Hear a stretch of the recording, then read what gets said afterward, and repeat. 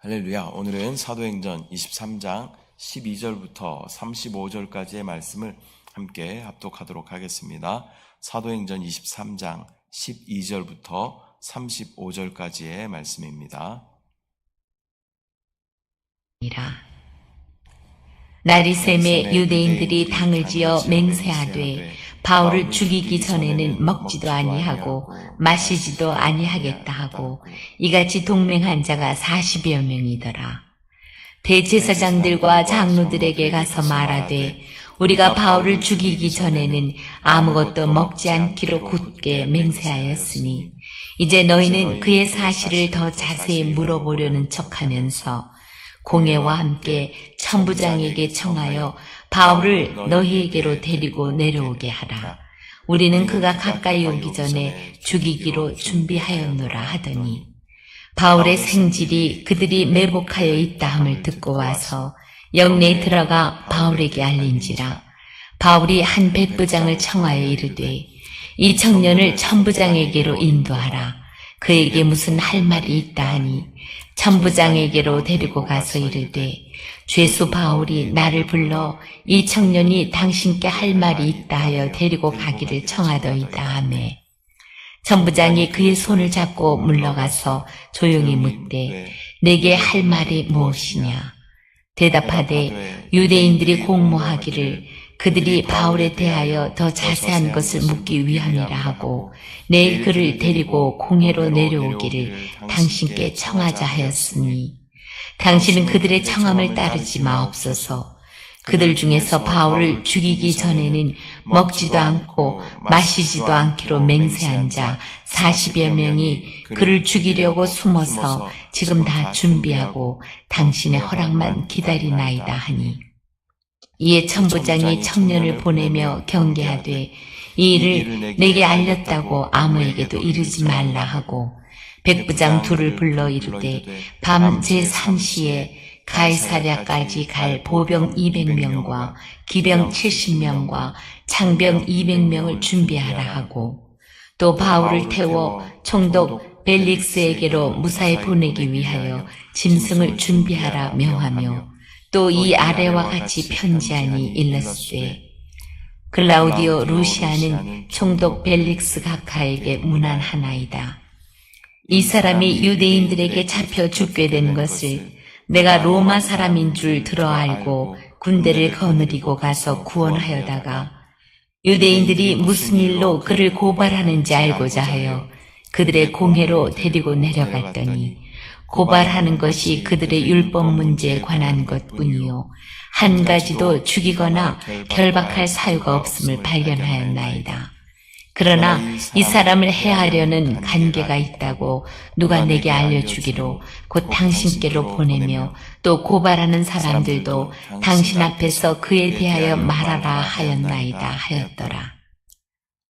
보병이 명을 받은 대로 밤에 바울을 데리고 안디바드리에 이르러 이튿날 기병으로 바울을 호송하게 하고 영내로 돌아가니라. 그들이 가이사랴에 들어가서 편지를 총독에게 드리고 바울을 그 앞에 세우니 총독이 읽고 바울더러 어느 영지 사람이냐 물어 길리기아 사람인 줄 알고 이르되 너를 고발하는 사람들이 오거든 내 말을 들으리라 하고 헤롯 궁에 그를 지키라 명하니라. 아멘. 할렐루야. 오늘은 사도행전 23장 12절부터 35절까지의 말씀을 우리가 함께 읽었습니다.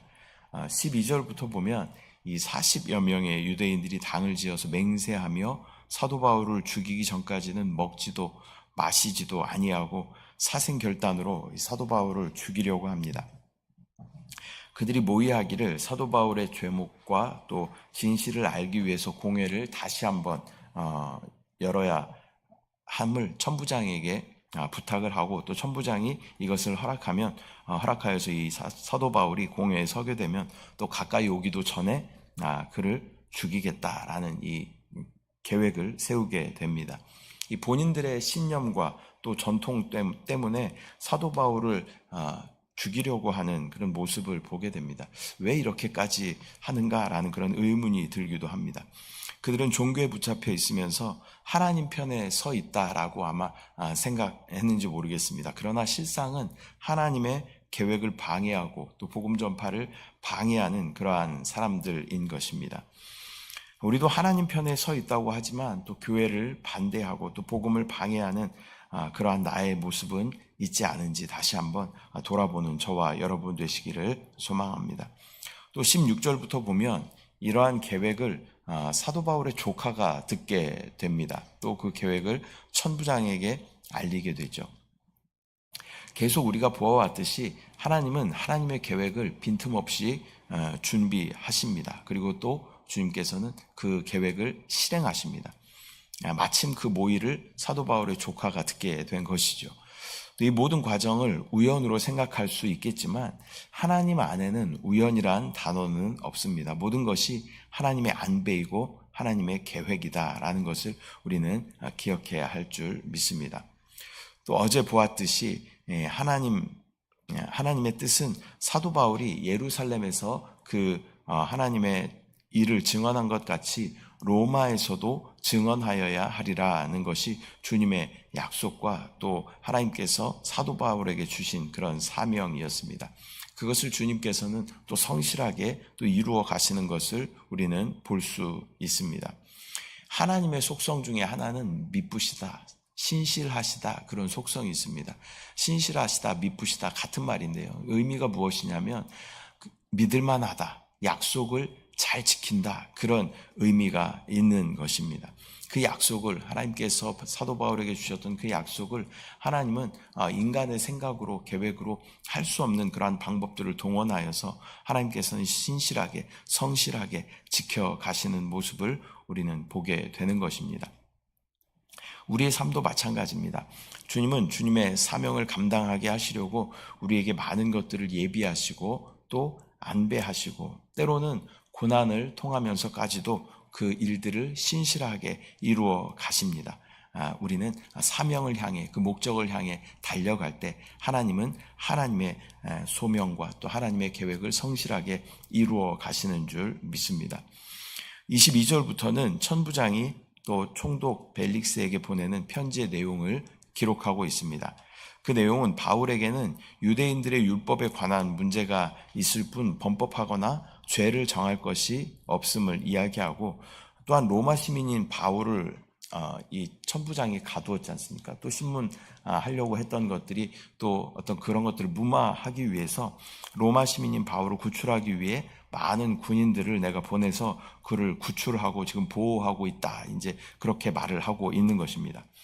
사도 바울이 이곳에 있는 것이 또 위험해 보이기도 하고 또한 내가 이 문제에 관하여 판단하기가 어렵고 또 로마 시민인 사도 바울에 대한 부담감이 있었을지도 모르겠습니다. 그러한 천부장은 유대 총독, 벨릭스는 유대 총독입니다. 당시에 아주 악명이 높았던 그런 유대 총독, 유대인들을 관리하는 그런 총독이었습니다. 총독이 있는 가이사랴로 사도 바울을 호송하게 되는 것입니다. 그리고 사도 바울은 군인들의 안전한 호송을 받으며 가이사랴로 호송되게 됩니다. 이후 바울은 군대의 보호를 받으며 로마에까지 이를 것입니다. 만약에 스스로 이 길을 또 이 길고 먼 여정을 가려고 했다면 많은 위험과 또 비용과 또 에너지가 많이 들었을 것입니다. 그러나 하나님은 생각지도 못한 방법으로 사도 바울을 로마로 보내시는 계획을 가지고 계시는 것입니다. 비록 현재 사도 바울의 신분은 죄인의 신분이지만 로마 제국의 제도를 이용하여 어찌됐든 안전하게 또 로마로 가게 하시는 것은 하나님만이 여실 수 있는 그런 복음의 길인 줄 믿습니다. 복음을 전하는 전도자들, 선교사들의 길은 늘 험난하고 어려움이 있었지만 복음이 이르지 못할 곳은 어디에도 없습니다.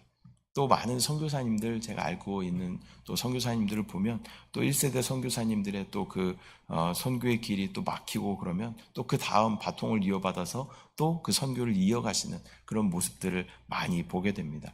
또 한국의 어떤 선교의 역사, 또 중국의 선교의 역사 이런 것들을 보면 선교사님들이 복음을 이 땅을 밟지도 못하고 순교하신 많은 선교사님들이 있죠. 그러나 그것에 포기하지 않고 또 이 땅을 포기하지 않고 그 다음 세대의 선교사님들이 또 순교를 각오하고 선교를 함으로 말미암아 많은 곳에 예수 그리스도의 복음이 전파된 줄 믿습니다. 이렇게 계속 두드리고 하면서 세계의 선교는 완성되어지는 것입니다. 하나님의 최고의 관심은 교회와 복음입니다. 그 복음과 그 교회를 위해서 저와 여러분을 작은 사도로 부르시고 사용하시는 줄 믿습니다. 오늘은 사도행전 23장 12절부터 35절까지의 말씀을 우리가 함께 나누었습니다.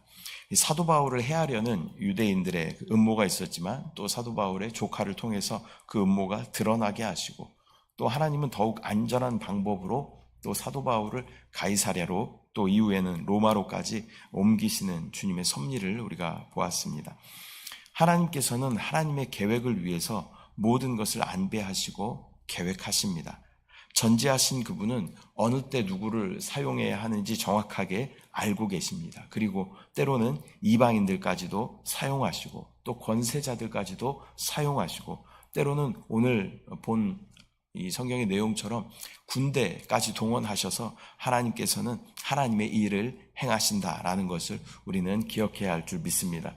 우리에게 흔들리지 않는 그런 믿음이 있다면 하나님은 하나님의 길을 가지고 계십니다. 다만 우리에게 필요한 것은 낭망하지 않는 마음, 또 주님만을 앙망하는 그런 마음이 우리 가운데 있으면 주님은 주님의 일을 신실하게 이루어 가시는 줄 믿습니다. 하나님께서 우리 가운데 약속하신 많은 것들이 있어요. 하나님은 하나님의 그 신실하신 속성 때문에 하나님의 그 약속을 이루어 가십니다. 또 하나님의 이 약속이 기록되어 있는 것이 바로 성경입니다. 옛 약속이 구약이고 새 약속이 신약이죠. 하나님의 그 약속을 우리가 붙잡고 주님 앞에 기도하면 하나님은 그 신실하신 하나님의 성품 때문에 하나님의 그 약속을 이루어 주시는 줄 믿습니다. 그래서 우리가 말씀을 의지해서 주님 앞에 부르짖어 간구하면 하나님의 놀라운 생명과 축복과 능력이 우리의 삶 가운데 넘치도록 부어질 줄 믿습니다. 기도하겠습니다. 사랑의 주님, 은혜와 사랑을 감사드립니다. 오늘 사도행전 23장 말씀을 보며 인간적인 눈으로 봤을 때는 어려운 상황 가운데 있을지라도 하나님께서는 하나님의 그 역사를 이루시기 위하여 사도 바울을 또 안전하게 보호하시고 또 가이사랴로 호송하게 하시고 또 후에는 로마로까지 안전하게 보내시는 하나님의 그 섭리하심을 우리가 보게 됩니다. 이방인을 사용하실 뿐만 아니라 권세자들까지도 사용하시고 또 군대까지 동원하시는 그 하나님의 놀라운 지혜를 보게 됩니다. 하나님 또한 하나님께서는 우리를 작은 사도로 불러주신 줄 믿습니다. 우리에게 놀라운 복음이 있습니다. 또 우리는 복음의 빚진 자들입니다. 이 빚을 갚기 위해서 우리는 나아가 복음을 전해야 하는 줄 믿습니다. 주여 은혜를 부어주시고 우리 안에 영혼을 사랑하는 하나님의 마음을 부어주셔서 나아가 주 예수의 복음을 전할 때마다 하나님의 놀라운 은혜와 생명이 넘쳐날 수 있도록 주여 인도하여 주시옵소서. 아버지 또한 신실하신 주님을 우리가 믿음으로 바라봅니다. 또 약속의 말씀을 붙잡고 주님 앞에 부르짖어 간구할 때 주여 신실하신 주님의 그 성품 때문에 또 우리 가운데 역사하시고 응답하심을 우리가 경험할 수 있도록 주여 은혜를 부어 주시옵소서. 이 새벽도 가지고 나온 모든 기도의 제목 가운데 이미 넉넉하게 응답하신 주님을 찬양합니다. 주님을 신뢰합니다. 주님을 사랑합니다. 감사드리고 예수님의 이름으로 기도드립니다. 아멘. 하늘에 계신 우리 아버지여, 이름이 거룩히 여김을 받으시오며 나라가 임하시오며 뜻이 하늘에서 이루어진 것 같이 땅에서도 이루어지이다. 오늘 우리에게 일용할 양식을 주시옵고 우리가 우리에게 죄 지은 자를 사하여 준 것 같이 우리 죄를 사하여 주시옵고 우리를 시험에 들게 하지 마시옵고 다만 악에서 구하시옵소서. 나라와 권세와 영광이 아버지께 영원히 있사옵나이다. 아멘.